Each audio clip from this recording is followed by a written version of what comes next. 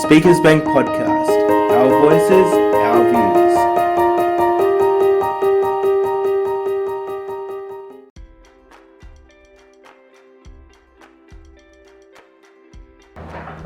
Hi, welcome to Speakers Bank, and this is another episode of Speakers Bank Podcast. Our voices, our views.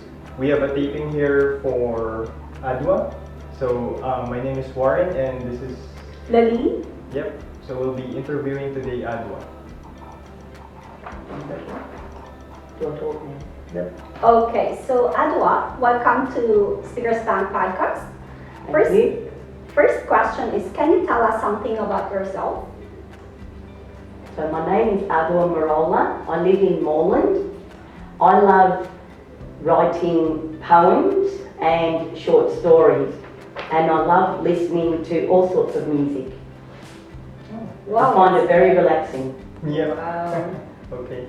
And I love dancing as well. That's a new adventure for me in the last year or so. So next one is, according to your profile, you have joined the Paralympics in Seoul a few years ago. How does it feel to represent Australia in the competition? Yes, I did many years ago represent Australia in the Blind Olympics over in Seoul, and I found it very, very exciting and very competitive. Yep. But for me, I just enjoyed reaching that goal. It was always something I wanted to do, so I was very happy to be able to complete that. Nice. So It was a lot of work, but it was all worthwhile. Oh. And met lovely people as well, and they were all very supportive for what I was doing. Yep. And it was just an achievement. I just found it to be an achievement. I came back with one gold, one silver, and a bronze medal. So Congratulations. I won something in every category. So that I was very lucky. Wow, so did you have a guide dog or a person running with you? At the time I didn't have a guide dog, but I did have someone running with me. So basically what happens is, there are three categories.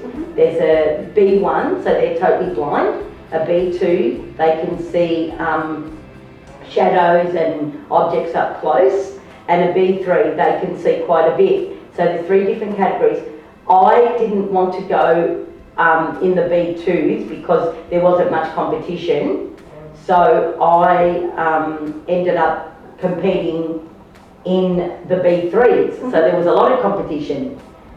But people that were in the B3s, they could see a lot better than me. But so getting back to the runner has a rope, and there's maybe about 5 meters. Yep.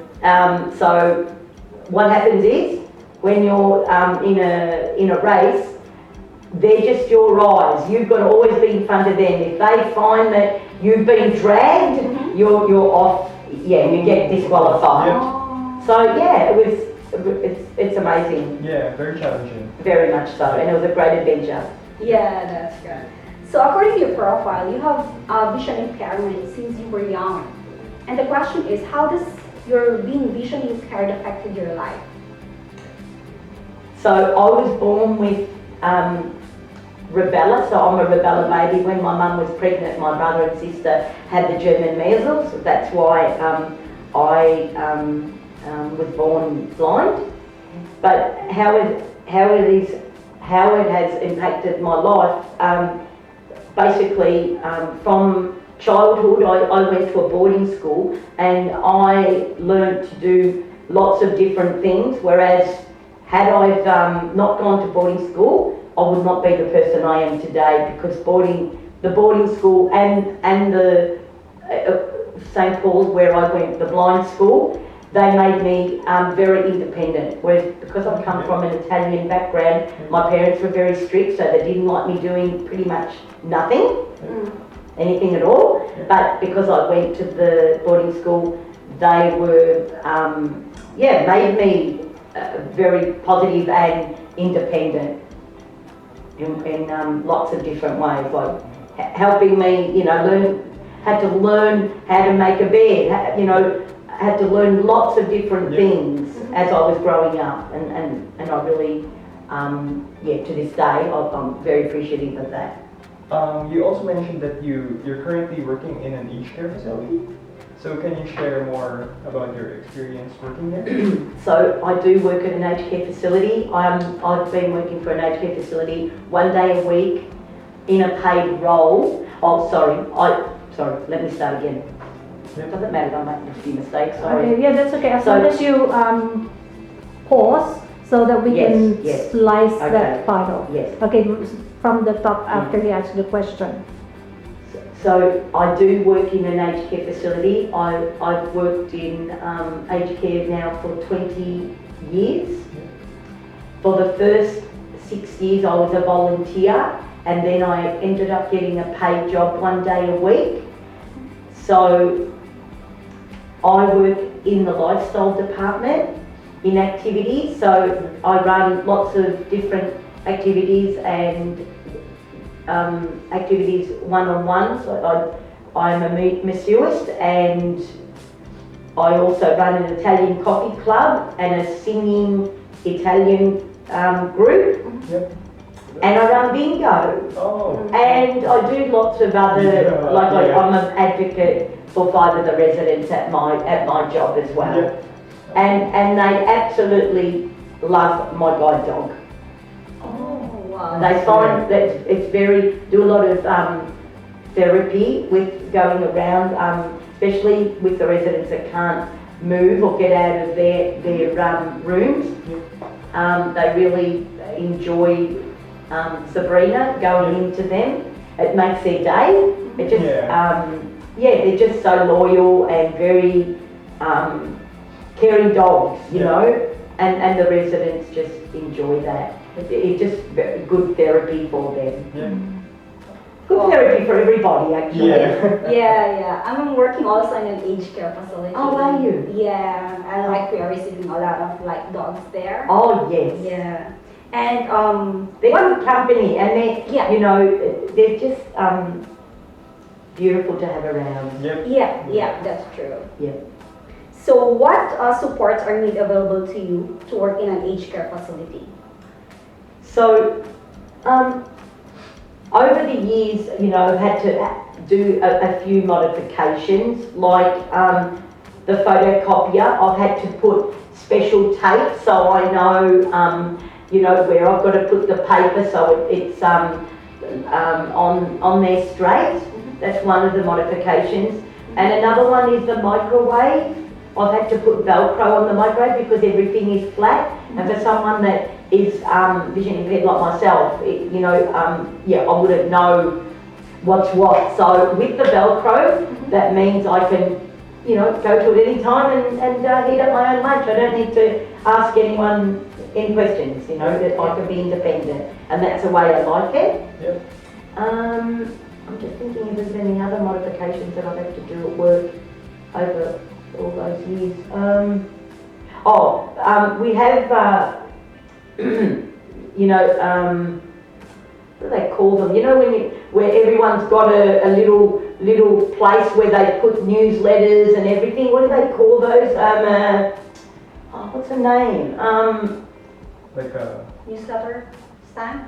No, like not a folder.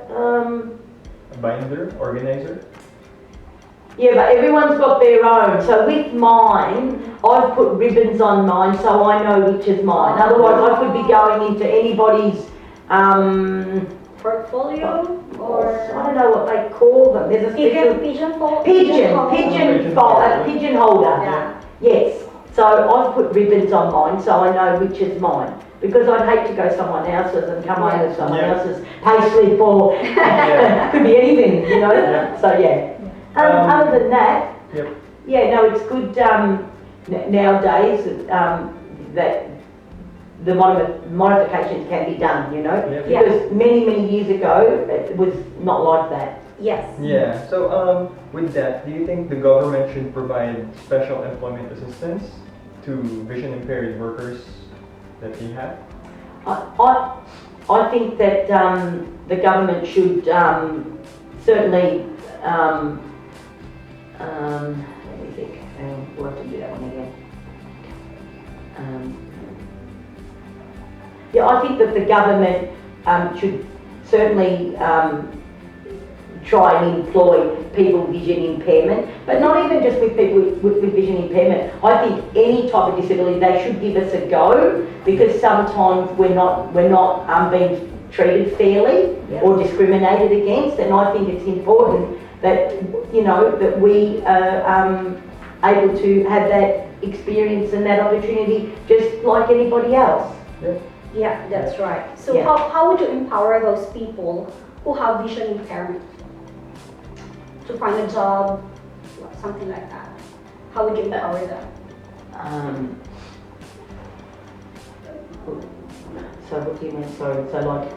How are you going to encourage other people to, Oh. you know, be like you? Okay. Yeah. So, how I would empower people, what was the question? How would you Sorry. empower people who have vision impairment? For example, how would you empower them to go to work or find a job? Because some people like, oh, okay, I will not go to work because of my condition. Oh yes. So, I would, the way I would empower people is by, well, especially my friends or anyone else, I would tell them to join an organisation that would be able to help them. Yeah. And I think you certainly need motivation to be able to do that, and you also need to be able to want to do that, you know. Yes, I'm sure there's quite a few organisations that would be able to help and support in that area. Yeah, that's right. So, And it's important that everyone has a go. Yeah. How does your condition affect your work environment and your hobbies and your everyday living?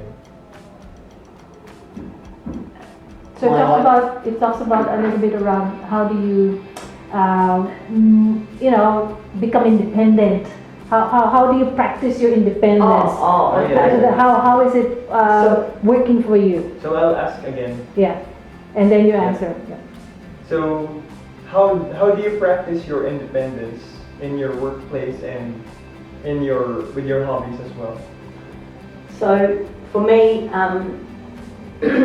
I'm very good with orientation and mobility. So an orientation and mobility teacher is someone that would come out and help me get around my area or get around from, say, my home to my work safely, or my work back to home. Just for me, you know, I'm very confident and I love venturing out, and I just enjoy I love challenges. So yeah, for me it's I just enjoy being who I am, and I love being independent and out there and doing as much as I can possibly do, you know, with my life. Oh, yeah. So we can say that you're really independent. But do you still feel safe working on the street, walking on the streets, going to the train station? Yes, because I've had orientation and mobility, I feel very safe. And because now also I have a guide dog, my guide dog would always keep me out of danger. But in saying that, I still have to have my wits about me. But my guide dog is a wonderful help to me in every way. Yep. So I feel very confident with walking around. What is your message to our listeners about vision impairment and liking this experience to your lived experience? Yeah.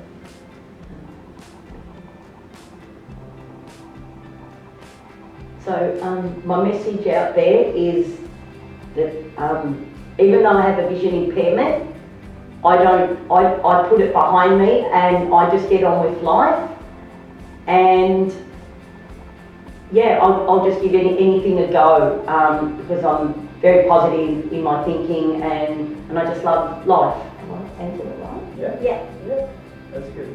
Thank you. Is that okay? Yep. Yes. Thank you very much, Adua, Thank you very for much. this interview, and Thank you. we'll see you again.